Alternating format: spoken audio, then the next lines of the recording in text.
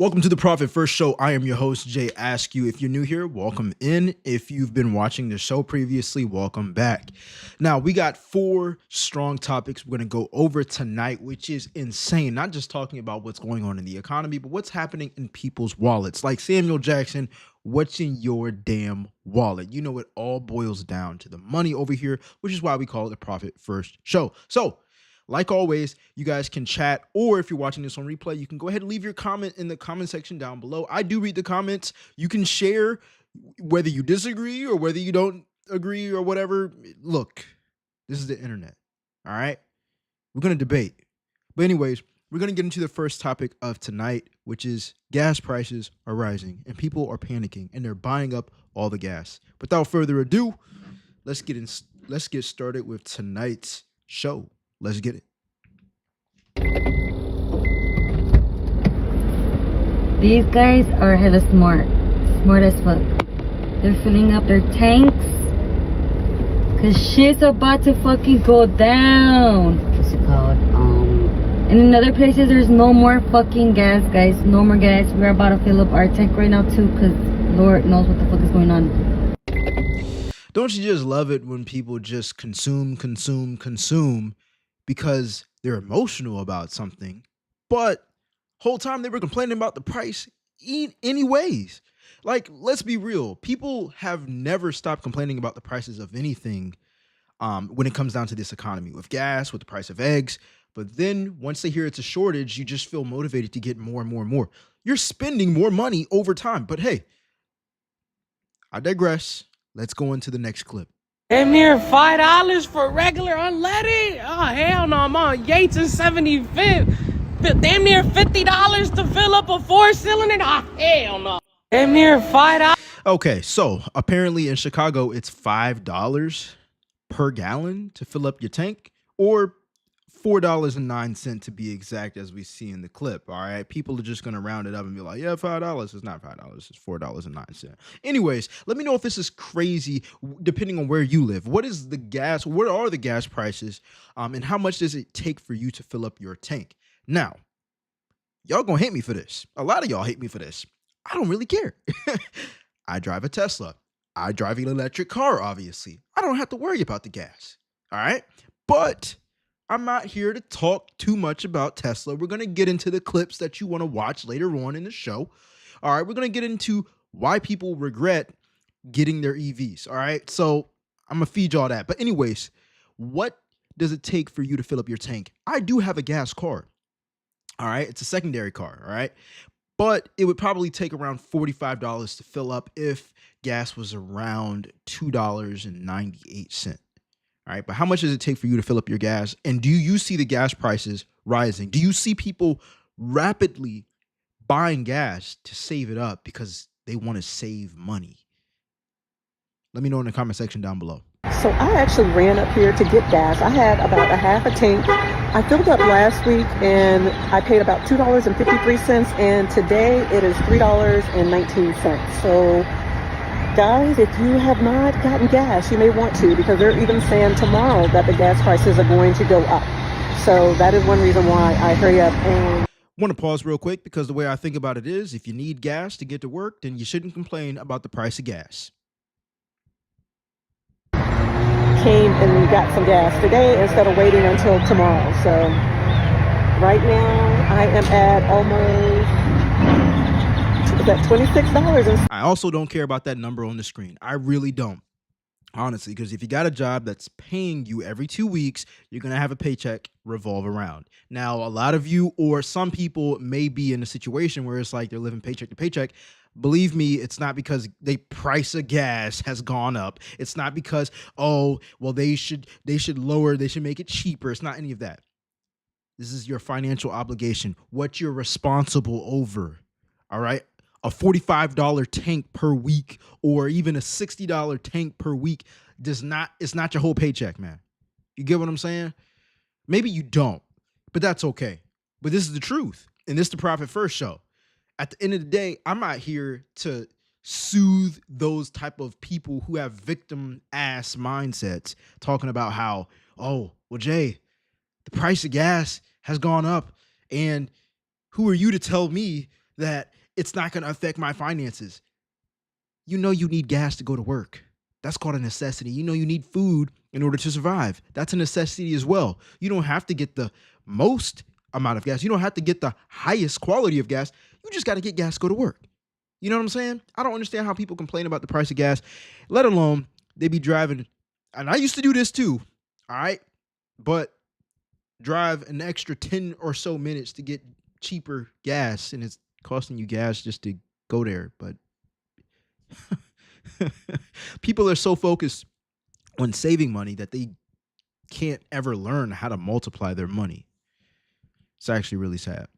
Still going, so $28. And remember I said I was already at half a tank. Okay. $33. And that's just to fill it up halfway. Because remember, I was already at half a tank. So, okay. Yeah, $66 does sound crazy. She said that's half a tank. Okay, cool. But let's be honest, you're going to spend $66 somehow, some way, because you're going to have to fill it back up.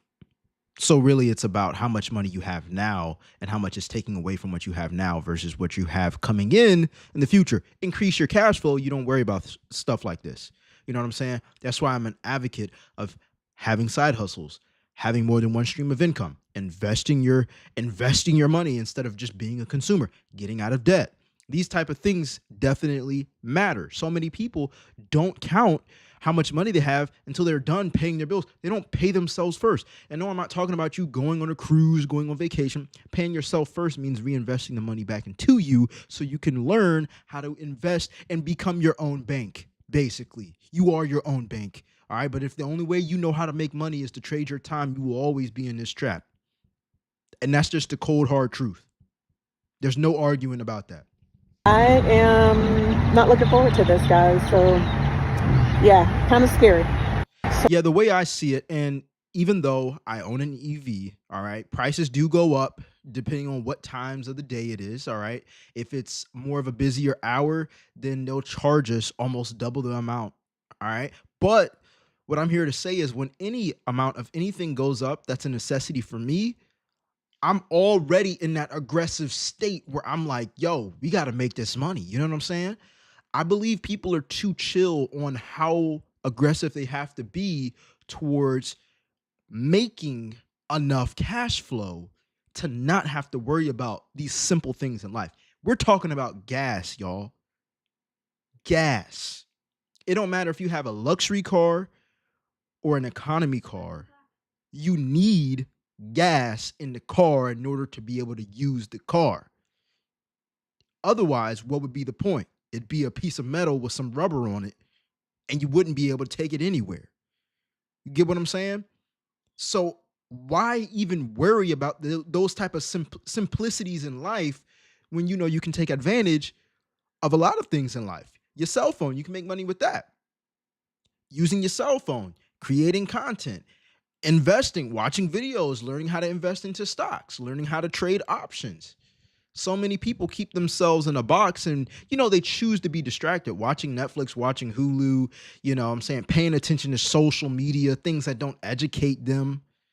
It's like, yo, you're paying attention. You may not be paying money. Actually, you do pay money for Netflix and Hulu, but we're talking about social media at this point. You might not be paying for social media, but you're paying attention. And where your attention goes, intention flows. And if it's not going to increase your cash flow, then you're just going to end up in this trap with people just, the gas prices just went up like 50 cents. It's crazy out here, man. I really don't like this country right now. Well, maybe the country don't like you because you need to contribute more and create more value in the country in order for you to actually have more money, have more cash flow. Don't hate me. I'm just a messenger. Actually, you can hate me. I allow you to hate me. I really don't care. It's a hard pill to swallow, but once you swallow it, you good. You good. You can't go back. You can't unsee certain things. I've been in certain rooms. I've been in mentorships with certain people and my friends. And I'm like, yo, their world is so much more different. Not saying everybody needs to be wealthy and rich. Sure, somebody's got to have more money than the other person. But why can't you be in a better situation than where you are now? You get what I'm saying? But most people aren't going to want to accept that. I actually The war just started Saturday over in Iran. And today is Tuesday, March 2nd. So, that's been 3 days, guys. Gas here in Texas has always been around $2.19 a gallon, $2.26 a gallon, stuff like that. But as of today, guys, the pumps are almost $3 a gallon, guys. Just that fast. And this is just the start of the war. The president is already saying that the war is going to go at least 4 weeks. If it don't exceed 4 weeks, we know that you cannot put a date and timeline on a war. Well, let's say March 27th, about 6:45 p.m., the war is going to end. It don't work like that, guys. So if the gas prices is already going sky high, what else is going to go sky high? We are actually about to get ready and pay for that war. All those American fighter planes that were shot down recently, even though that there was no casualties, we're going to pay for those flights. All the ammunition that they're using over there and to fight that war, guess what? We're going to pay for all that ammunition, all the fuel that's been used, the transportation, the weaponry. We're going to pay for all that. Y'all don't believe that we pay for that at the pump, but we pay for all that equipment at the gas pump. Every time we go into a gas station and pay for gas, we're paying for what's going on in that war. And it's sad that we as the citizens have to pay the price for what's going on in another. I don't know about all that. I mean, sure, you want to keep as much money as possible, but if you're in a country that's serving and protecting you, and don't hit me with that BS, oh, they're not serving us and whatever. Bruh, as far as I know, I have not had to fight in no war. And shout out to my people who have served in wars and served in the military, all due respect. But I know the life that I'm living is easier than fighting a war. You get what I'm saying? So I'm not going to complain too much about, oh man, we're going to have to pay for this, man. You got to pay for everything. You got to pay for damn air. It's called AC. You got to pay for damn air. It's called heat. You got to pay for water. Let's be real. You can get what I'm saying?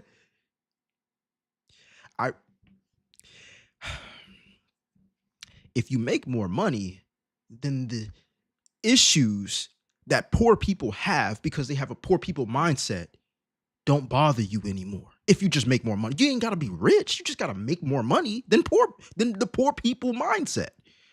And I'm not picking or mocking poor people or the poor people mindset, because it's not really poor people. A mindset can change. You are your own mindset. A man is what he thinks about all day. All right. And when I say man, I mean men and women, right? Hear me out. I used to be poor. You know what got me out of poverty? Getting a job. You know what got me out of poverty? The Most High. You know what got me out of poverty? Managing my finances, getting out of debt, not going into more debt, creating multiple streams of income, educating and investing in myself. That from right there, I don't even need to make a lot of money. The fact that I'm staying in that zone gets me out of the poor mindset. Therefore, I look at money different. I look at the economy different. I'm not complaining about we're paying through it because the price of gas or this and that went up. I don't give a damn. I'm already working on my own economy about making more money. I'm about to get it started into options investing. So as the world is charging more, I'm going to be making more too. We all get in the bag. You get what I'm saying? But most people, they just, I need a raise because stuff done gone up. Okay. And it's always gone up. What are you about to do about it? You are in control of your own economy. All right. Let's continue. The country. And this is not the first time, guys. Every time something happens, man, gas prices go up. And we, as the American people, always have to pay the price. You guys. And truth is, you can't control none of that, though. So I don't believe in complaining about it. He's right there on that line. Right about to complain. I just feel it like a sneeze getting ready to happen.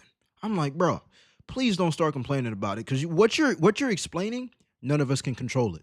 Let Facts. me know in the comments if you notice your gas prices in your city or state within the last couple of days that's been skyrocketed. Because I know right here in Houston, Texas, it's almost $3, man, at some places. Thanks for watching.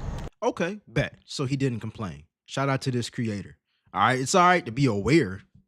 Like, awareness is better than not being aware, but when people are aware and they complain and they give up responsibility, that's that victim mindset, man. You know what I'm saying? And that's how you know they won't be successful with starting their own business, being an entrepreneur, and maintaining a separate stream of income outside of their 9 to 5, because they're always going to be looking at the umbilical cord of the US government to feed them and say, yes, please make me more money. Please give me more money because I think I deserve it. Drop the prices because it shouldn't be this high. Okay, well, why aren't you making more money, right? You can drop the prices as low as possible. You can't go any lower than zero. You get what I'm saying? You can't go any lower than free. All the numbers that you can make, all the income you can make, all the numbers, all the possibilities are above zero. 1, 2, 3, 4, 5, 6, 7, 8, 9, 10. It goes up infinitely. But people are more focused on the bottom, the low of the low. That's what I mean by having a poor mindset. Anyway, subscribe if you like the content. Let's get it. Hey, I've had a couple of people ask me over the last few days why gas prices have jumped so much. And they're asking me because I own gas stations. So before I explain the big global reason, there's something that most people don't realize about fuel prices.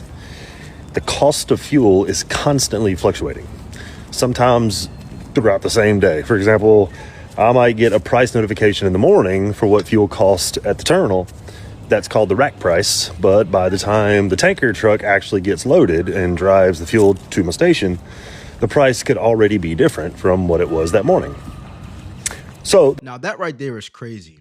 Transporting gas from point A to point B, before it hits point B, the gas price might have already rose. That tells you how quick things can change, whether there's a war or not, whether there's Trump in office or someone else in office. You get what I'm saying?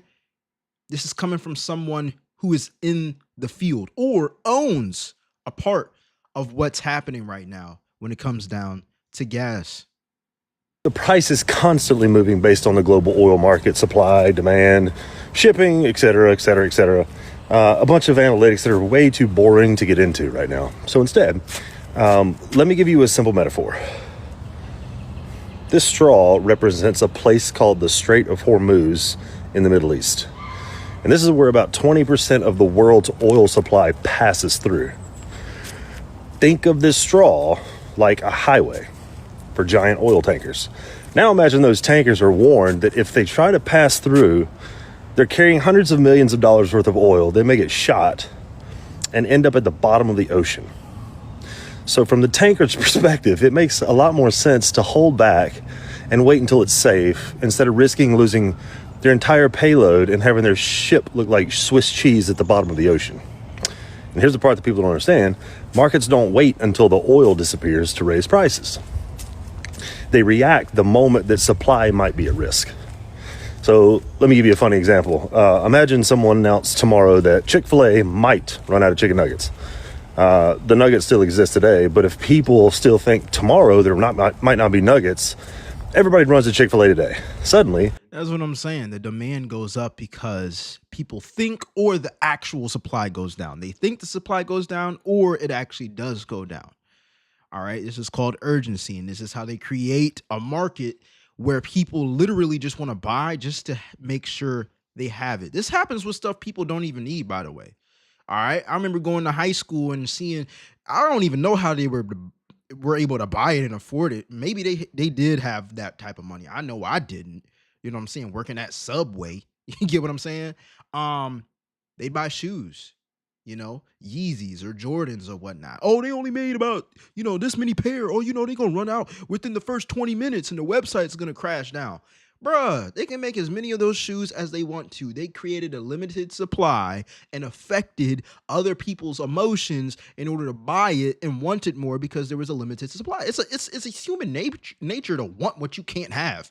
It's nothing really wrong with it because people want to feel exclusive. You want to feel like you are using your money in a good way. That's just the truth.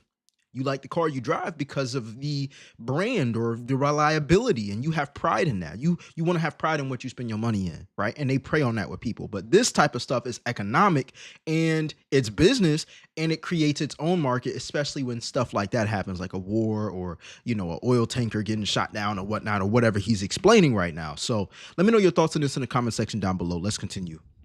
All those nuggets become very valuable. Oil works the same exact way. If the market thinks that the oil won't make it through the straw, oil moves immediately. And when oil moves, it doesn't just affect gasoline, it affects diesel, plastics, asphalt, fertilizers, shipping fuel, packaging, clothing fibers, thousands of other products made from petroleum. I had no idea it affected that many products. That's insane. Gas is just the first thing people notice because it's on a giant sign every time you drive by. There's even a term in economics called the rocket and feathers effect. When oil prices go up, gas prices shoot up like a rocket, but when oil prices go down, they tend to drift down slowly like a feather. Gas station owners usually see it coming first because we get the rack price updates before the public sees the sign changes. See that the sign change. See the signs change. So if the war stuff escalates next week, the price may go up. If you drive a diesel truck or have a long commute, it might not be a bad idea to top off your tank early, not because anybody's trying to rip you off, but because when 20% of the world's oil has to pass through a straw like this, and that straw suddenly becomes dangerous, the market reacts pretty fast. So this is a reason. Yeah, like we saw, a lot of people are just buying up gas in the first clip, and just to say they have it, just to feel safe, just to not feel like they're getting ripped off. But the truth is, you're still going to need it. At the end of the day, I'm not worried about saving a little $2 to $5, however, $20, $30. Listen, I'd rather focus on making more money, multiplying the money that's already coming to me, increasing my cash flow more than trying to save a couple bucks just because something's happening in the economy. All right. It's not going to get that bad where, you know what I'm saying? People they just can't buy gas anymore. Like, bro, you get gas so you can go to work. You work so you can make more money than it takes for you to fill up your tank. Like, I'm not no rocket scientist. I know you might think I am, but I'm not. That doesn't make any sense to me. You know what I'm saying? Complain about something that you know you need in order for you to make more money. That's like a business owner making $10,000 a month, but complaining he has bills, business expenses of $1,000 a month. Bro, you're literally spending $1,000 to make 10 times back. That's called profit. Continue to make profit. Lower your other expenses. All right, maybe not eat out as much. Okay, but the whole thing where people are just like buying up gas because there's more scarcity, it's like, come on now. Like that, if it were to run out, that would be the reason why it ran out. Because everybody done bought more than what they can consume, which made it all go away faster. Like, as to why the gas prices have went up. There you go. All right, let me know your thoughts on this in the comment section down below. Subscribe if you like the content. Let's get it. All right, my people, we're going to go ahead and move into the second topic of tonight. No wasting time. Back to back to back. I don't see anybody in the chat chatting it up or asking any questions or disagreeing. But anyways, let's get into the second topic of tonight.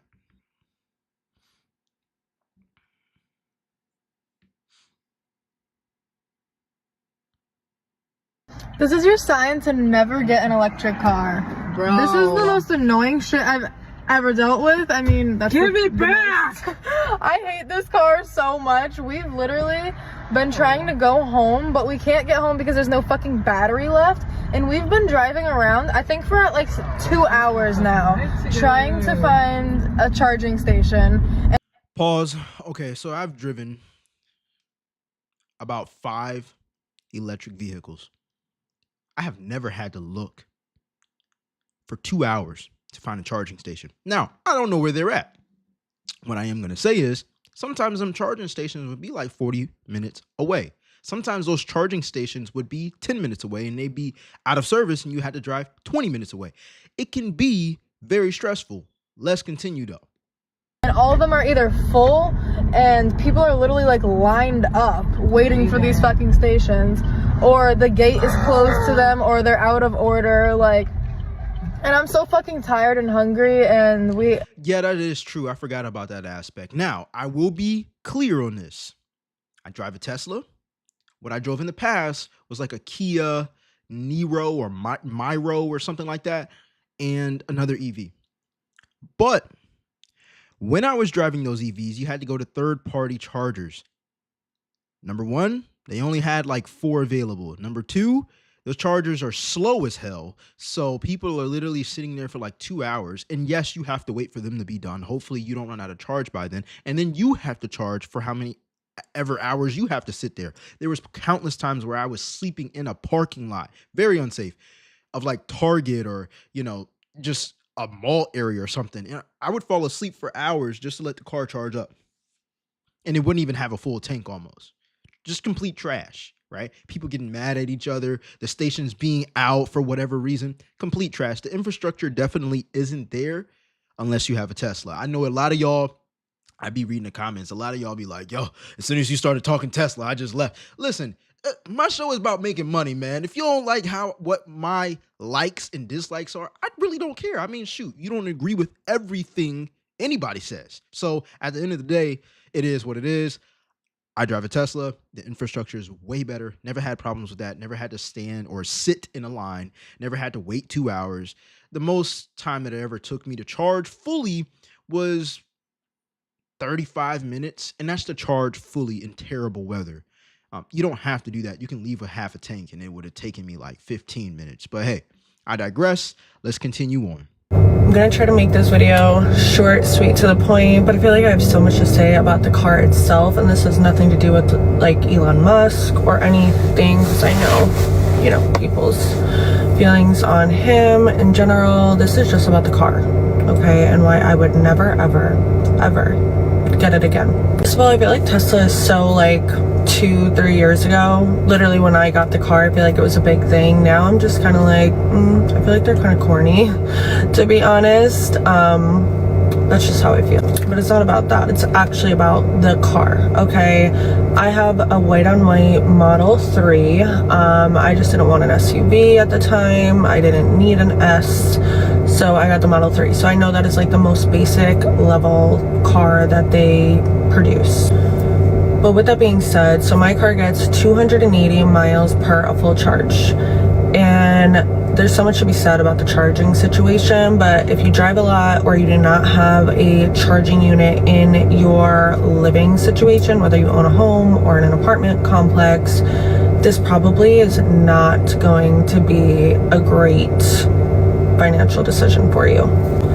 I have lived in a building that has had charging stations, and I have lived in a building that does not have charging stations. And even when I lived in a building with charging stations, either they were out of service or they were taken up by other people. So here's a hack that I'm going to tell you that someone told me that owns a Tesla.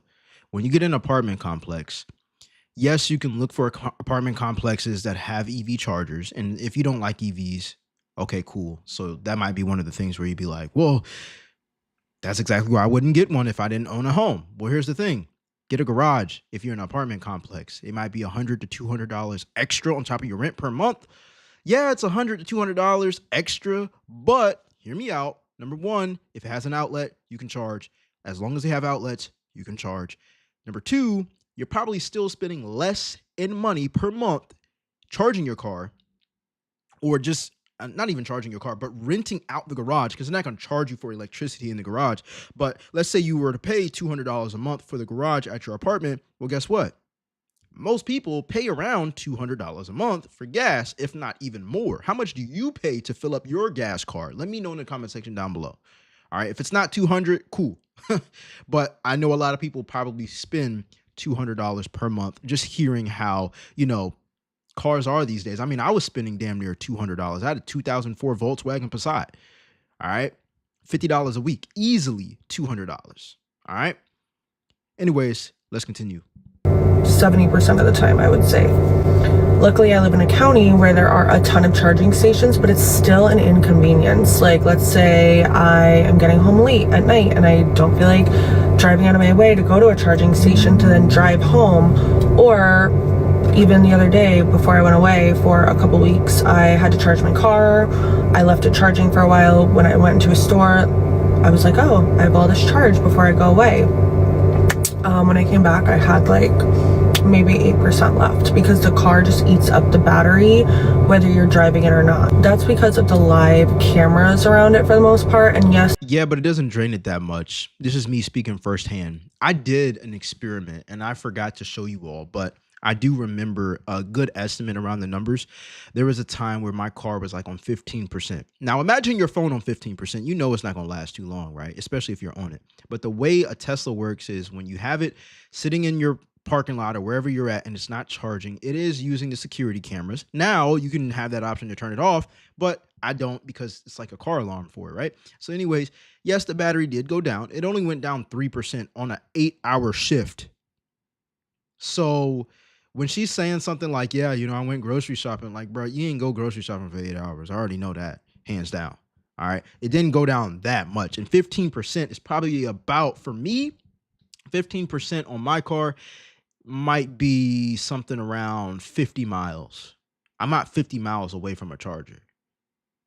Nor do I let my battery get down that low without me going on an extensive road trip. And I'm just like, yo, this is just last minute. You rarely run into those type of problems. But what I will say is you got to be accustomed to this lifestyle of going to a charger and maybe sitting there 15 to 20 minutes. I don't have a problem with it because I'll capitalize on that time. I don't sit back and watch Netflix unless I'm with my girl and I'm like, yeah, we chilling because, you know, we just came from a date or I'm spending more individual time with her. But most of the time when I'm at a charging station, I got my hotspot from T-Mobile so I can work on YouTube videos, which pays me money.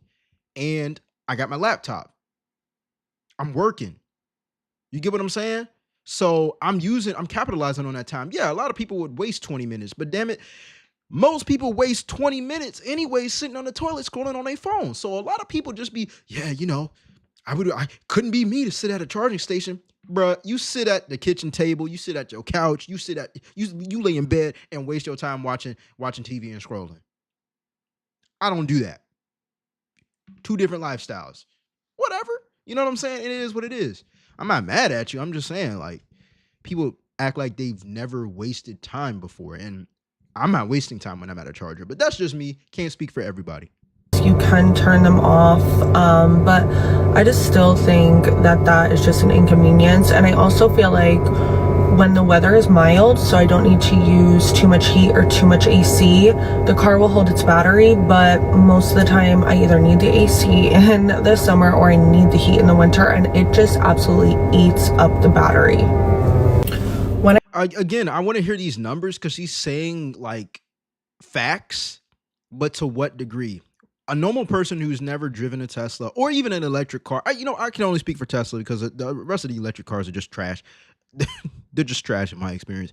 But let me tell you this. If it's terrible weather and it's like 20 degrees outside, my battery, if it's at 80%, it's not going to go to 70% on a 20-mile drive to work. It would probably lose 8% with me going to work. And that's a 20-mile drive. That probably takes like 30 minutes where I'm living at right now. So like, that's terrible weather conditions. Any other weather condition where it's not like below freezing, where most of the time over here in Virginia, it's not, I'm good. Like, it's not consuming that much battery.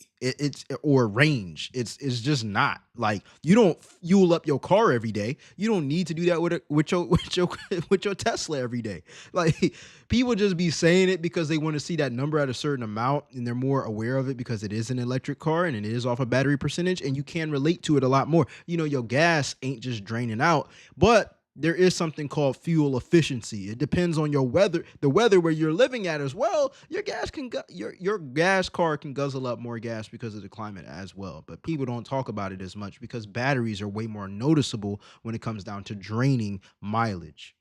I went to finance the car, and when I say finance, I did lease, but the guy that was helping me was like, do not buy this car, okay? Because if you buy it, and that was the person who worked for Tesla, and the battery goes out, it's done. And it's like, now that's crazy. Somebody working at Tesla saying don't buy the car. I don't think they should be working there. Like I wouldn't be working for a company I don't believe in. Like what the hell? Like bro, what? Like come on, man. Like $20,000 for a new battery, so definitely don't want to buy these cars. So I ended up leasing, but now that I want to get out of my lease, even though I'm within the year, and a lot of okay, so he was recommending that she lease it. But here's the thing, that's a financial trap. You always gonna have payments. You don't own anything. You give it back and you're gonna stay paying interest and just handing over free money. Like most of the Teslas out here, they don't be having crazy battery situations. Like, yeah, if something happens, sure, but you also got insurance and you also have warranty. All right. People just act like we already know. You know what I'm saying? Y'all probably already thinking. I don't even have to dig into it. Let's continue on. Like other dealerships will let you do like a trade-in within a certain amount of months. Tesla does not. Like you have to buy out the final, like whatever it is of your lease. You have to buy out the rest of the lease before you can get out of your lease. And morally, I just will not pay Tesla for the rest of my lease without actually utilizing the car. I'm just like not doing. So here's another thing too. She's obviously getting a newer model. You can save literally so much money, tens and thousands of dollars just getting a used Tesla. Like they go for like $16,000, $17,000, $18,000 minimum. That ain't bad. I got my car 64,000 miles on it, 2018, no problems at all, still covered under warranty, and I think I got it at $21,000. Brand new, it would have been like 40 grand. You can almost buy two. You get what I'm saying? Yeah, that's not smart. I would not lease a car at all. I don't care if it's a damn Toyota. I'm not leasing a car, man. That and I have tried every which way. Like I have tried to get rid of this car. I've tried and I can't until the lease is really done. So yeah, because you locked yourself into them payments. Anyways, let's go to the comment section, see what they got to say. One person who got 266 likes said, I love it when people bash Tesla, but everything they're complaining about is their own fault. I did a lot of research before buying mine. So did I. People don't be doing their research. You got to change your lifestyle about it. If you're not willing to do that, then don't do it. Best car I've ever owned, so much that I bought another one. I don't know why anybody would buy any EV without being able to charge at home. Makes 0 sense. Century doesn't eat up much battery. Like I said earlier, I plug in every night and it's full in the morning. So the way I charge up my car, I use the mobile charger, right? And I have an outlet that I have access to outside, and it does charge very slow. It only charges at 5 miles per hour. You heard that right, 5 miles per hour. So if I sleep, or not even sleep, but if I charge up my car and it's sitting there overnight for 10 hours, then it's only put 50 miles in my tank. But it only takes me about 20 miles to go to work and then 20 miles to get back. So I'm up 10 still. Now, if I go anywhere else, sure, that 10 is gone. But doing that repeatedly, and my tank isn't on 0, by the way. It's always at least got 100. Like, I work a full-time job, man. Once you start to take care of your finances a little bit better, you don't have to have your car almost hit E in order for you to go to the gas pump, if you get what I'm saying. There's plenty of times where I used to be terrible at managing my money, and my gas car, my Volkswagen Passat 2004, would literally be on E before I would fill it up again. That was because I was literally broke, because I wouldn't manage my money well. Now I do, and I have separate accounts for every category, so it's easier for me to divide my money and know how much spending or investing boundaries I have, and I'm Gucci. I'm good. So my tank never goes that low.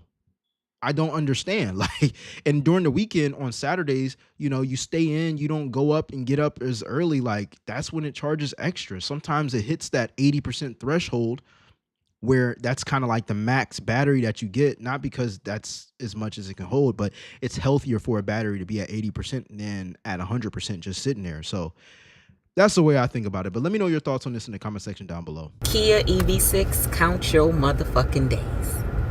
I rented a car because my car has 130,000 miles on there. I need an oil change and some tires, so I didn't want to put it on the road. So I rent me a car, and when I get in there, the guy says, oh, we have this electric vehicle. You familiar with those? I'm like, no, but just let me know what I need to do, and I should be okay. So he tells me, I already know she's about to be screwed. I actually went a couple years ago. I went to Hertz to rent out a car, and it was an EV. Had to learn the hard way about these things. it takes about 20, maybe 30 minutes to charge, maybe 20 minutes the most. He shows me how to plug it in and all these things, right? So I get the car on 87%, and I'm just driving. So at about 80 miles until I needed to be charged, I decided to go charge it. Charge it at a Walmart, charge it to 80%, because at this time I don't know that I can change the settings to 100%. So I changed it to 80%, right? So we driving, baby. And now it says that I have 50 miles until I need to charge. So I tell my daughter, I'm like, find the nearest charging station. All the ones she's finding is 30 minutes in the opposite motherfucking direction. I start panicking because I'm like, we got to drive 33 miles and we only have 50 miles until this car is completely, done. So I'm flying back in the opposite direction. While I'm doing this, I'm watching the mileage just dwindle. So now we go from making it there with 24 miles to go, and we needed 22 miles to get to the charging station, to the miles just dwindling down, and now we have hardly no miles, but 17 miles to get there, and I'm like at 10 miles until the car cuts off.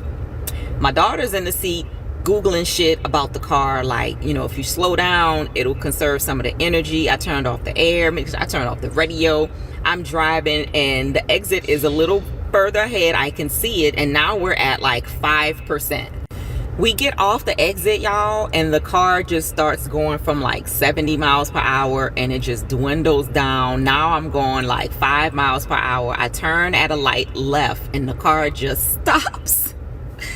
So I sit there, and my hazard lights have been on for the last 10 miles, and I'm sitting in the middle of the street, and cars are blowing, which is so fucking retarded because you see my hazard lights on.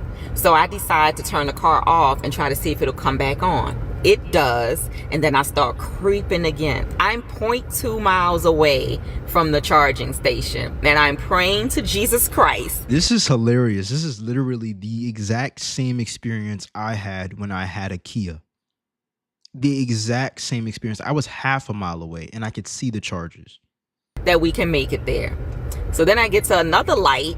The car cuts off again.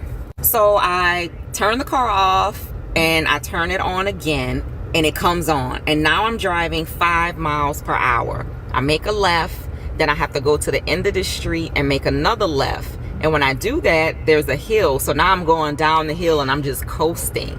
And then I can see the charging station a couple of feet away. I'm like, y'all, if this car stops again and don't start, we have to push it there.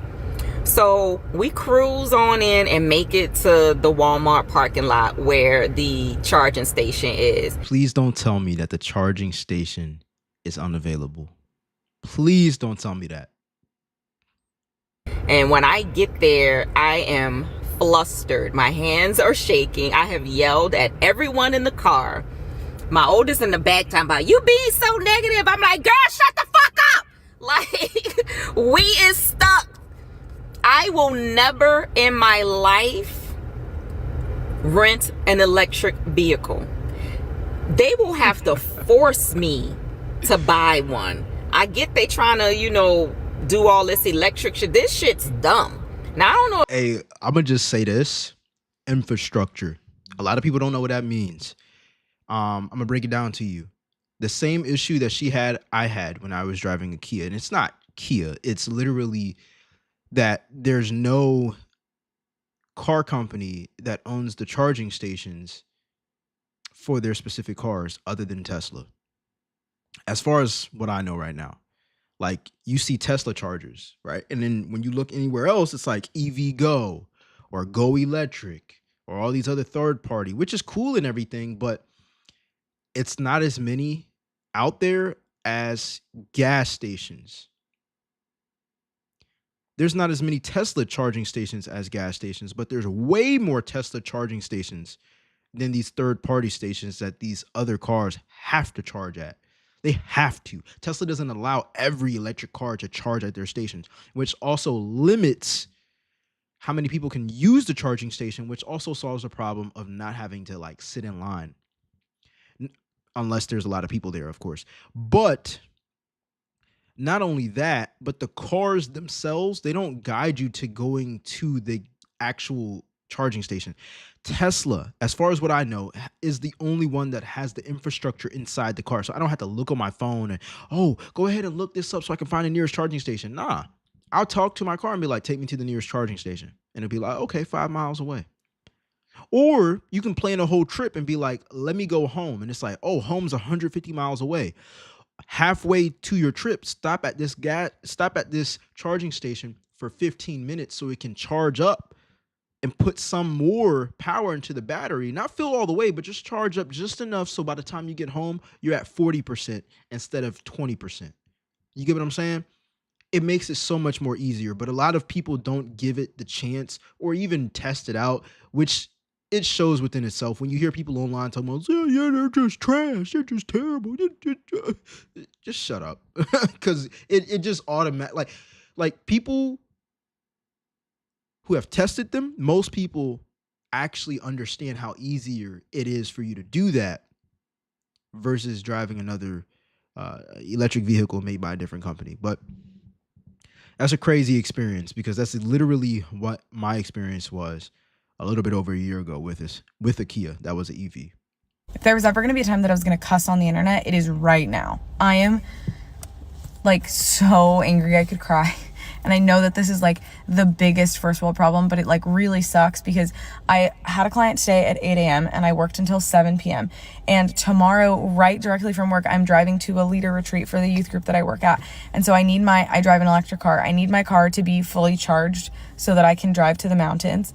And I had to go shopping to get stuff for the leader retreat. So I drove my car to a charger, plugged it in, and then someone picked me up and we drove to Target to go get all of the things that we needed to get. And I was like, literally at Target, I was like, I am so thankful that my car is charging right now. Like, this is just like such a blessing because I have to go home and do a ton of stuff. Like, there's a video that I have to film by tonight and submit, like, to be approved. And I have to film with Trey, and Trey is gonna go to bed soon. Like, I have to be home to film it before he's not allowed to film TikToks. And I don't even know what, like, I'm making for the video, but I have to think of something, and I'm really excited about it. Like, I want to do it, but I can't go home. And I got back to the charger, and the charger had, like, not charged my car at all. Like, just didn't. So why didn't you make sure the car was charging before you left it? I'm just asking for a friend. Let me show you how easy it is, right? You ain't gotta love no electric cars. I'm just showing you how easy it is. All right.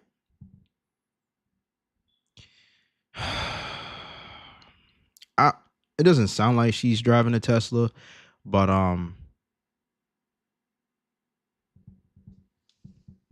yeah, look at my screen. You see the cord like flashing green? That means it's charging. I can stop the charging right here from my phone. If somebody unplugs it, it alerts me on my phone and my watch, and it says your car stopped charging.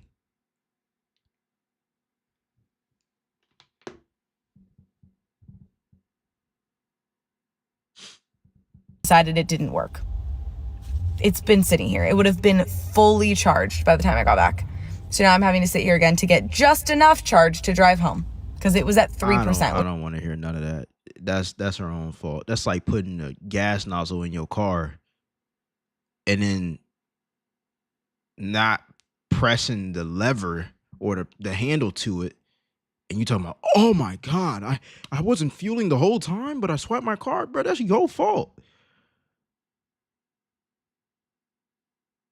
Someone said, with electric cars, I cannot help but have a natural disaster scenario come to mind. Granted, gasoline can be hard to get to, but I feel like you'd and just didn't finish it, obviously. So, yeah, a lot of people are advocates of not getting it. That's okay. You know what I'm saying? But I believe Teslas are the best cars out there alongside with Toyota. We had a young kid that loved the car, bought it, drove home to another state, called us the next day and had buyer's remorse. And in the car business, you buy a car, you drive it away, deal's done. So I'm going to call him to just figure this thing out. You've been talking to everybody and your dad's called in. I figured I'd take a turn and work something out, man. I don't want you to feel like we're not taking care of you, but I also want to make sure that we're being treated fairly. I also just want to say that's why you make sure your ass got some type of warranty, some type of guarantee where you can return it. I got my car from Carvana and it gave me like a week or 2 weeks, something like that. Like a week, I think, in order to return the car. If I didn't want it for whatever reason, they would have given me everything back besides the shipping, which I got a car that I didn't have to pay for shipping on. So yeah, but you know, if you're the type of person that always have buyer's remorse, you might want to make sure that you actually got your butt covered with some type of guarantee that you can return it within a certain mileage or days within having it. But he's speaking the truth. The deal is the deal. Deal's done after he done signed the papers. Let's continue.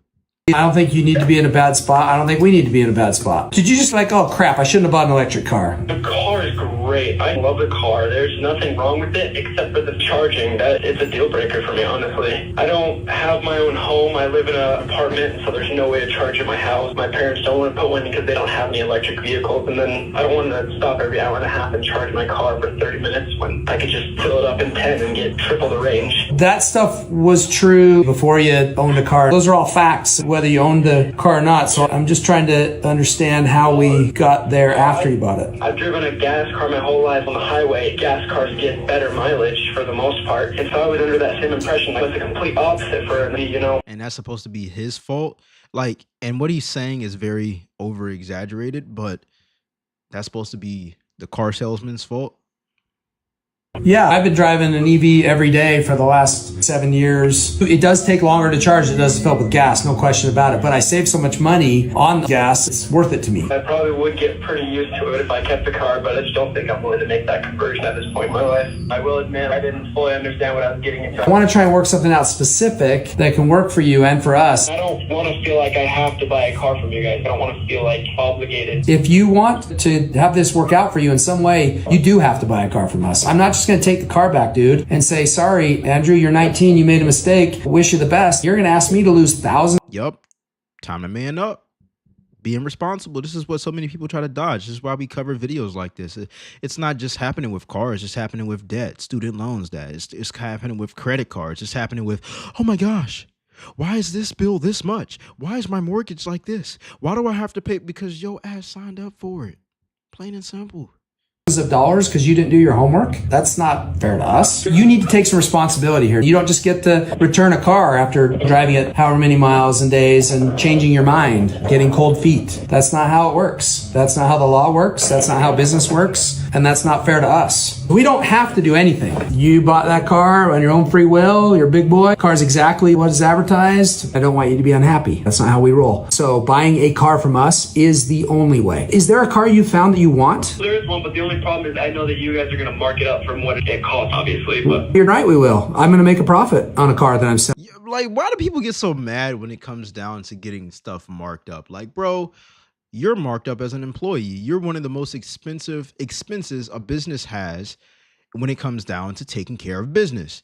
Employees got to pay up. They got to make this money somehow in order to pay employees, right? And you want to get paid, right? So there has to be a markup. The money got to come from somewhere. Money revolves around and it gets invested. So the fact that people complain about this, I know you're going to mark it up. Okay. You mark up your time. You don't work for free, right? When you go to work, you expect to get a paycheck every 2 weeks. You're marked up too. You know what I'm saying? And when you get off, you don't worry about that markup. You just use your time and you don't worry about how much you're going to get paid for that hour. Why? Because you're off the clock, right? So your time is marked up. Your product, your time is marked up as well.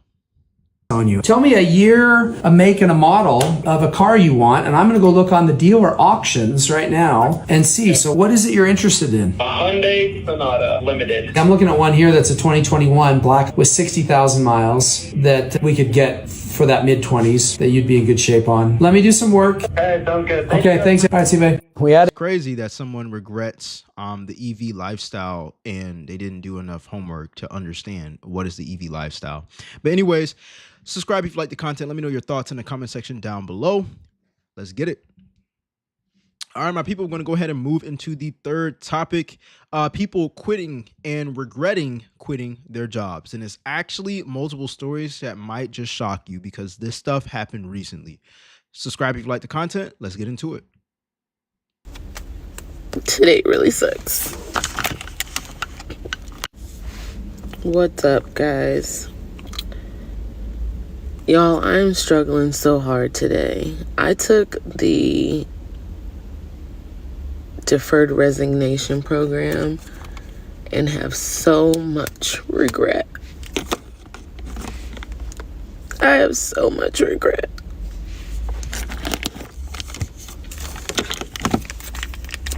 Even with all of the crazy stuff going on in the government, So I think what she's talking about is when the Trump administration was like advising businesses to, or government jobs to have their employees retire or just sign up to not work, right? And they get a paycheck. So this is what she's regretting.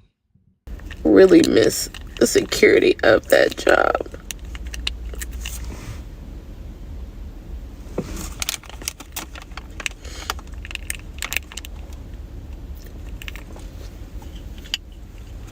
And I feel like I have no community of people that also took it, which makes me then feel even worse because I feel like I didn't make a thought out decision, but I did think it out. I prayed about it. Yeah, you got to be careful what you pray over. Or what you pray for. Let me say that. Because a lot of the times you think you want to be in a certain situation, but you don't know what it actually feels like to be in that situation.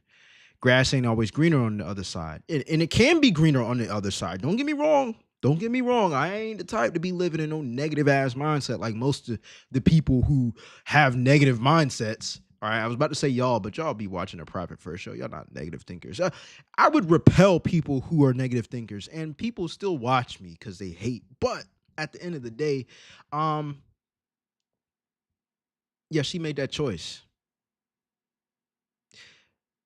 I wonder how much money she ended up getting.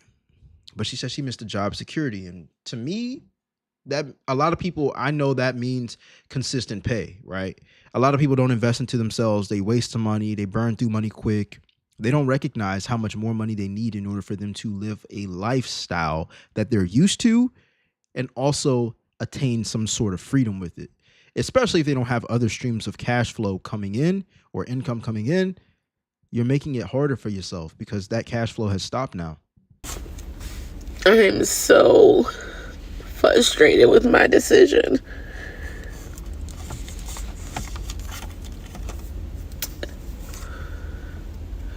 And today just feels hard. Like, I just wish I would have just stayed and let them fire me or lay me off or whatever instead of taking this. I feel like I could sit with it better. But your cash flow would have still ended.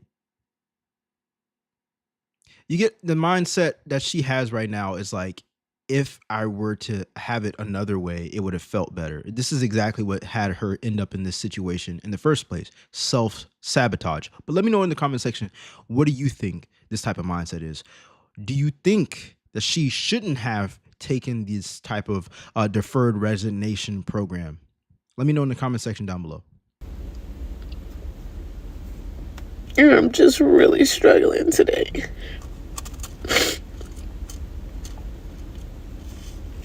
All right, so I just want to go into the comment section. All right, because I definitely feel for her. But we all make choices, and our choices make up our lifestyle. So hopefully she'll learn from this lesson, not to, jump into things that are quick. Or maybe she said she prayed about it and thought about it. So maybe it wasn't quick, but maybe she She could have made the right decision, but just honestly regret it. But anyways, the comment section. Let's see. Someone said, if you don't get on USA Jobs and get another job, I took the DRP as well and relocated, but I applied right back into the government. I just started back 2 weeks ago, got my years back and everything, new position, but they played their selves. I got a 7-month pay vacation. I felt regret and insecurity as well when July hit and started applying. You can get back in. Okay, cool. Yeah, you just got to pick up everything and get the moving. You know what I'm saying? I don't like to I don't like to sit in no misery, man. I'll give myself a little 10, 15 minutes. Nah, 5 to 10 minutes actually. And then I'm like, yo, how do we get out this situation and never end up in this situation again? What would you have done? Would you sign back up for the government after making this type of move or after having this happen? Let me know in the comment section down below. I just quit my 6-figure job to make videos. Silly little videos. It's fucking stupid. In my eyes, I see that as really cool because you are in a position of so much opportunity that you can quit your 6-figure job. If you didn't somewhat believe it could happen for you, you wouldn't have done that. Yeah, you're cooler, smarter, stronger, I am better. If I fail, I have it on camera. That I should never trust my gut ever again. No. There'll probably be days where you go, fuck, what if I've made the wrong decision? And there's gonna be days where you're gonna go, I made the best decision of my life. You're gonna flip-flop between that, and like, it's completely fine. That's called being human. I'll be here to ground you. You really think That's what's up. You know what I'm saying? I like that he's being a supportive partner. Now, there's other things about this creator that, you know, I hope goes well because she definitely has the entrepreneur spirit. She's been uploading content. She has a good amount of followers, but we know followers do not equal dollars on any type of social media platform. All right. I hope she's making money. I don't see her selling any type of products. I see her making videos that somewhat like go viral and whatnot. But I would have made sure I would have been making money before I left my job. Back when I was in college, I was working in IT and I was making about $1,000 a month. I know that's not a lot, but I was a student working for the college. All right. So, and I was part-time. So, and it wasn't that much per hour either. This is before minimum wage went up higher in Virginia. I think I was only making like $10 per hour working part-time. Anyways, I ended up starting an online business, started teaching people how to lose weight and build muscle on Instagram. And I had a coaching program. I charged anywhere from, I think, $1,000 to $3,000 for 6 months of coaching. Yes, people pay that. You just need to know how to create value in the marketplace. But nevertheless, I ended up making 3 times my monthly income from my phone. So I left the job, but I was making 3 times my monthly income. By the end of summer, I was making, or I had made $9,000 versus working that job. I would have made, just $3,000. Now, I know that's not what some people make in their 9 to 5, but that's still good money when you're just working from your phone, making videos and creating a program that only takes you a couple of hours to make, and you're getting paid on it on a monthly retainer or in full. But anyways, I hope that she's started to make money before she made this move. 6 figures and living a 6-figure job lifestyle is a lot different from living a $1,000 lifestyle, because you can't pay shit with $1,000 a month. But 6 figures, yeah, you can. So, I'm glad that it sounds like her boyfriend or husband is supportive of her, but we need to make sure that you got a system set up that you're already earning money in and not just hoping and wishing. Because I will tell you this, there was plenty of times where I opened up multiple online businesses between the years of 2019 and 2024.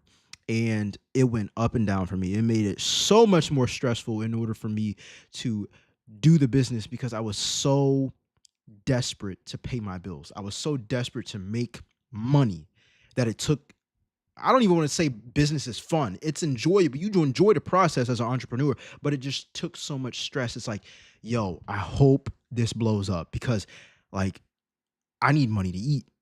I don't want to be in that situation again. So I went back to get a 9-to-5 and still work my ass off more than most people who just upload one piece of content per week. I ain't doing that. I got the work ethic for it, right? You can still have a strong work ethic and still be working the job. So that's what I had to learn the hard way. I'm gonna cut straight to the point. I got $1.52 in my account. All the bills are still due. And today's my last day at work to go. And then there's this woman. Go pursue something that God has put on my heart to go do. I am allowing my faith to be bigger than my fear. Lord, have it all. You told me to do it. You said trust you. Okay, I'll trust you. You said go do this. You open up doors that I shouldn't even be in. And I said, all right, I'll go do it. And I'm gonna tell y'all like this. I don't know what he's about to do. Okay? I don't know who this for. I just want to say right now, before she even continues, ain't nothing wrong with believing in yourself and believing what God has for you, but don't think that you're not about to struggle if you want something that somebody else had to work hard for and sacrifice for. Take that chance. If he's put it on your heart, take that chance. I ain't saying go quit your job, go do that. I am doing that. But because he told me to. All right, but I don't know what he's telling you. But take that chance. Take that chance on him. Say that yes to him. Okay? Because I can think about all the times that I have just fully trusted him. And I was like, Lord, I don't know what I'm about to do. Do I still get nervous? Yes. I'm still human. But every time I think about all the times I said yes to him and he took care of every single thing, I don't even know how he did it. Because the money show wasn't there, but it got taken care of. I'm talking about either it got wiped away or it got paid. Don't know how. Listen. But then okay, so respectfully, you know what I'm saying? I'm a believer in the Most High. But at the end of the day, we talking about the money and we'll include the Most High into it. Now, the way I look at it is he blessed you with a job. You get what I'm saying? And you left the job and you saying like you only had like $1 or something or a negative amount. It was some small amount. Your money management, where was your money going in the first place? Like if you had consistent income and you still didn't have no money to your name, like, yeah, sure, he can still work it out for you. You can still work your butt off and stuff can happen. But like, bro, let's be real here. You had cash flow and you didn't know how to maintain it. I don't even think it's a work ethic thing. I think it's a, damn, you don't know how to manage your own money. Because look, the same habits are going to carry over in business when you start making money, if he allows you to make money in that period.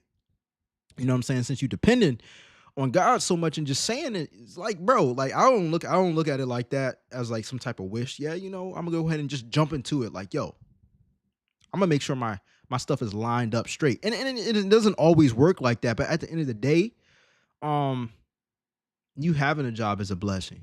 You feel me? You having steady income is a blessing. You may be tired after work. Shit, I be making these videos after work, Monday through Friday. You don't think I'd be tired? You know what I'm saying? But we still grinding, man. So, and to be clear with you, I think a lot of people try to make this type of move and just think that they're just going to have something pop off for them. It doesn't work like that. It just doesn't. You know what I'm saying? This is the Profit First show, man. I'm always going to be real with y'all and straight up. About 3 months ago, I was doing, in my other car, I was doing, what was I doing? Uber, right? I was doing Uber. I was working 40 hours a week. And I was doing YouTube. I saved up $2,000 from doing Uber. I told myself after I save up $2,000, I'm gonna be good. I'm gonna go ahead and start making YouTube videos to open up another income stream to replace Uber so I don't ever have to do that again. Because who wants to drive after work, drive strangers around in the dark? You know what I'm saying? I'm good on that, bro. But there's so much that had to go into it. I probably done made like 300 long form pieces of content between then and now. But that's because I'm not going back to that. I worked to get out of the position. I didn't leave the position just to stay out of it and try to see if it worked. It's different for everybody, but I don't think most people understand how much it takes to have something else work for you in order to supplement the money that you were making. That's just called momentum. You need a lot of momentum, especially if you want to take off and start making some money. Then once you start to pick up the momentum, I'm not going to say slow down, but it doesn't feel like you have to go so hard at it. But that's when you keep going, because that's where most people slow down and get comfortable. But anyways, let me know your thoughts on this in the comment section down below. Who else has left a job that you're like not the happiest at because of like company changes, and then like 3-4 months later you're like, damn, I probably should have not left and waited it out a little bit? I'm definitely feeling that. I have like a post pinned about it. I left my company at the end of February. I thought it was going to be my forever job. And over the last 6 months that I was there was a lot of changes that made me like really unhappy. And I had just moved into a different role within those 6 months. So I didn't feel like I could like move to a different position. And I was wanting to work part-time. I would have stayed there if they would have had part-time, but they didn't have part-time. So I left. And I left before we went on our trip to California. And when we went on our trip back home to California, we left there like 10 years ago. We were both like, we want to move back. My job was fully remote. We had people that worked in California. And now I need to work full time again to get back to California in 2 years. My husband's gonna be able to get his promotion at his job, and him having a promotion and me working full time, we will be able to afford like after school childcare for my oldest son. And it's just like, I don't know if I need to go and kind of be like, hey, can I get my job back? It's just if you have a child, you have an obligation to take care of them. If we're talking about childcare, like that's important. And I know it's expensive, but yeah, when you got a child and you got somebody to take care of, man, take care of them. Like, it's not about you no more. This is why I refuse to have children until I'm financially set. And that number is up here. I ain't gonna share it tonight, but believe me, it ain't happening. It ain't happening right now. You know what I'm saying? It's different when you got a child, though.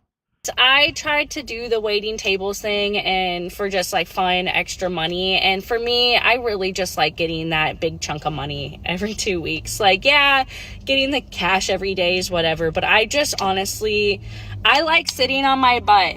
I like sitting on my butt, beep, boop, typing, clicking, answering the phone, sitting in my home. I like doing that instead of running around 15-20 hours a week, if I'm just being honest. But man, I'm having a lot of regrets about leaving my job. I was unhappy for quite a few months, but I just feel like I could have stuck it out for 3 to 4. Yeah, I believe most people regret leaving their job because when they leave their job, they don't have anything else to replace their job or make more money than their job. Because if you're making less than your job too, you can definitely regret that as well. You feel that loss of money. It's okay. It happens to all of us when you don't make as much money as you used to. Which is why I'm very confused when people talk about eat the rich, tax the rich. Oh, there should be no billionaires and trillionaires. It's like, bruh, if you had an opportunity where you can make more money, wouldn't you take part in that too? They just work harder than you at a different game, and they play a different game than you. But it is what it is. Let me know your thoughts in the comment section down below. Subscribe if you like the content. Let's get it. All right, last topic of tonight. You guys are going to love this one. You're going to love this one. This is actually a new topic, all right? This is for my hustlers out here. All right, let's get into it. People are complaining DoorDash and gig work isn't enough anymore. It ain't cutting it, Captain. That's what they said. Let's see what's going on. Subscribe if you like the content. Let's go. Come with me to DoorDash, $1,000 in 5 days to pay for my deposit for my new apartment that I'm moving into. I'm not gonna lie, I don't think she's gonna make $1,000 in 5 days from DoorDash unless she's in a major city, and I think that's very, very lucky. We're not even calculating her expenses yet, but let's see. I have a feeling this is going to take me all day for the next 5 days, but I literally don't have another option. So here we go.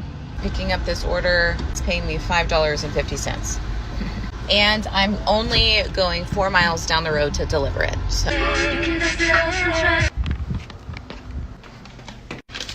this has to be a joke. I'm picking up 2 orders, 1 order at Dairy Queen and 1 order at Panda Express for guess how much? $3.75. I don't even get how that's a thing. But the thing is if I decline it, then it fucks up my percentage. So I can't decline it. Yeah, I'm gonna tell you this, and I'm gonna tell you this because I ain't doing DoorDash no more. Thank God, all to the Most High. You know, I make enough money to not do that no more. But here's a hack: if you're DoorDashing, if you Uber eating, listen up and get 2 phones. Get your wife, your girlfriend, your brother, your mom, your dad, your cousin, anybody, your neighbor. Put DoorDash on this phone. Put DoorDash on this phone. Start your hotspot. If they both have service, great. If this one doesn't have service, start your hotspot. Give this one service. Start DoorDash. Be in an area that you're always familiar with. Therefore, you don't have to use the GPS to know how to get to Taco Bell and then know how to get to McDonald's. And double dash. Then you're not gonna care about the mileage. Well, you could care about the mileage, but you're gonna make technically double the money in the same amount of time almost. You don't have to wait. A lot of the time when you DoorDash and stuff, you gotta wait for orders and stuff, and you gotta hit decline like she's saying right now. An hour and a half in, and I only made $9.90. The fact that I'm publicly going to share that I just made $9.90 in an hour is actually embarrassing. But we're going to keep going. We can say right now she ain't making $1,000 in 5 days. Another order for, guess how much? $3.80. I'm going back to Dairy Queen now for $4.75. So in order for her to make $1,000 in 5 days, there needs to be like a tornado outside and an apocalypse, a zombie apocalypse, in order for her to like make $1,000 in 5 days with DoorDash. Because nobody wants to go outside. Everybody would want to order and just have DoorDash. So that's how she would make $1,000 in 5 days. I'm doing the math right. That's $17 in like 2.5 hours. All right, $17 in 2.5 hours is how much? Like, I don't know, like $8 and some change. And we're not even talking about gas and wear and tear on your car. Yeah, you might need a finesse. Do the 2 phone system. Sometimes I would have 3, but that's because maybe I'm just tech savvy. All right, but you can do 2 phones, right? You can do 2 phones. Anyways, let me know your thoughts on this in the comment section down below. Do you DoorDash? Have you ever used 2 phones before in order for you to like, finesse the system a little bit? Hey, bro, you ain't really reached broke until you in that position where you DoorDashing every day for 10 to 12 hours a day and you're living off that money. Like, the bills is still coming, you still gotta eat, but you out here DoorDashing, putting miles on your car, wasting about $40, $50 a tank each day, and still gotta put all that back into it, gang. Like, that's a real grind. Like, so let me say this for my people who are DoorDashing or people who are just watching just for entertainment. I would limit how much money I would use in gas every day when I was living like that on DoorDash. I would only put like $5 in my tank, and then I would see how many miles it put in my tank and be like, once it gets depleted, those $5, I'm done, which would force me to only accept orders that were a certain amount and only took me a certain amount of distance. It might have taken a little bit longer in time, but number wise, as far as money, I would spend $5 to make $30. It might have taken me a little bit more time because I declined more orders, but I wanted to keep my numbers straight when I was doing that, because you working backwards at that point. You spending $5 to make 30. You spending $5 to make $15, and then you got to go and fill it back up again. So now you're spending $10 to make $30, which means you made $20, which means you didn't even make $30. You in between jobs and you got to get out here and DoorDash, Uber, Instacart, whatever that may be, man. Like, that's a real test. Oh yeah, I would Instacart too.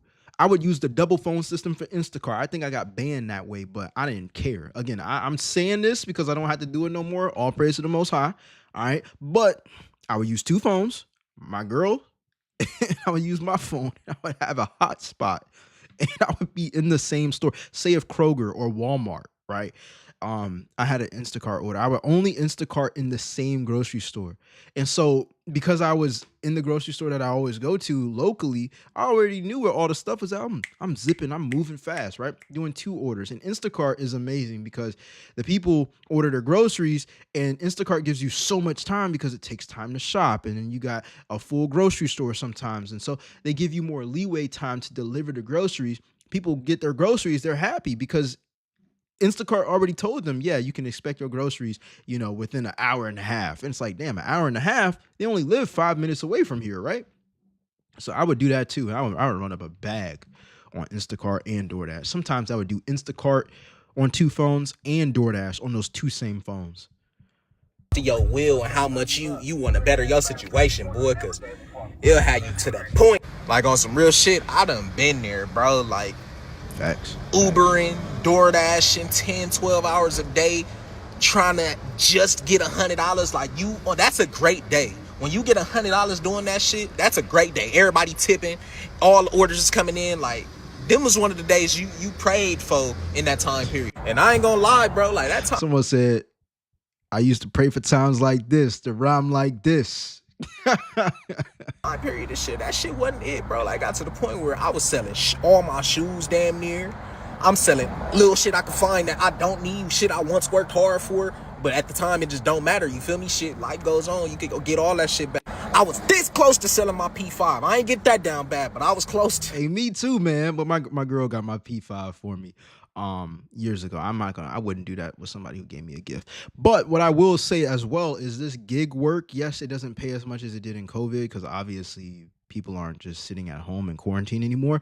But what I will say is I believe it's an accessory off of what you make at your 9 to 5. You should not depend on these apps in order for you to make a full living. I know a lot of people flex and talk about how they make 4,000, 5,000. They go through hell.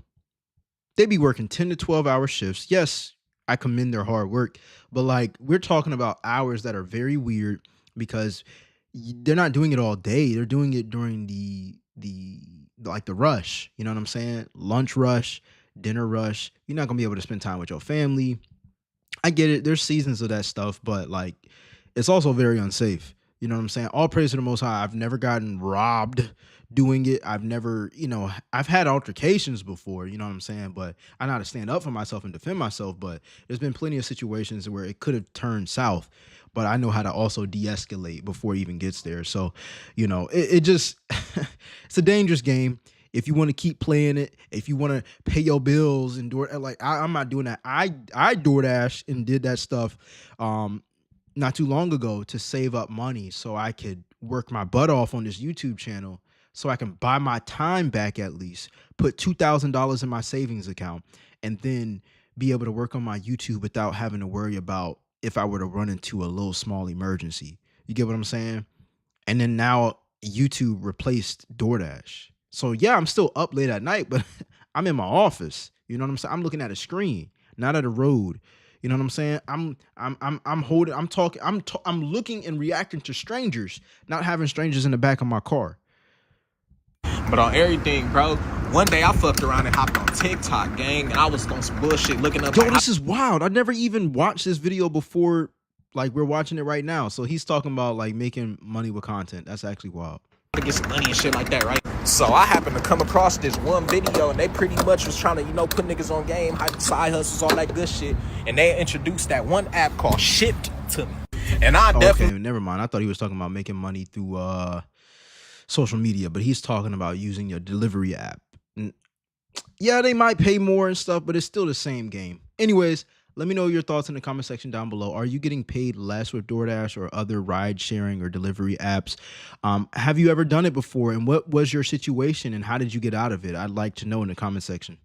DoorDash can kiss my ass. I don't know how you can actually make good money on DoorDash because it's so unrealistic. They give you unrealistic time frames to do things. An offer pop up on your screen. 5 minutes to get to the restaurant. 40 minutes to get to the customer. They're going to pay you $5. That $5 going to go right back in the tank. And don't decline the order. The more orders you decline, the less orders that's going to pop up on your phone. So you ain't going to make no money anyway. And say you pick up the order at 3 o'clock, DoorDash will say expected delivery 3:26. It take you 25 minutes to get the order. Now you're late. Come on, DoorDash. What? DoorDash can kiss. Yeah, like I said, the 2-phone system worked really well for me. I don't DoorDash out of areas that I'm not familiar with. I use 2 phones, each phone, separate DoorDash account. I would only go to restaurants and accept orders that I knew and deliver to in that same area, allowing me to navigate a lot quicker, because Apple Maps now has a feature where you can like add a list of destinations.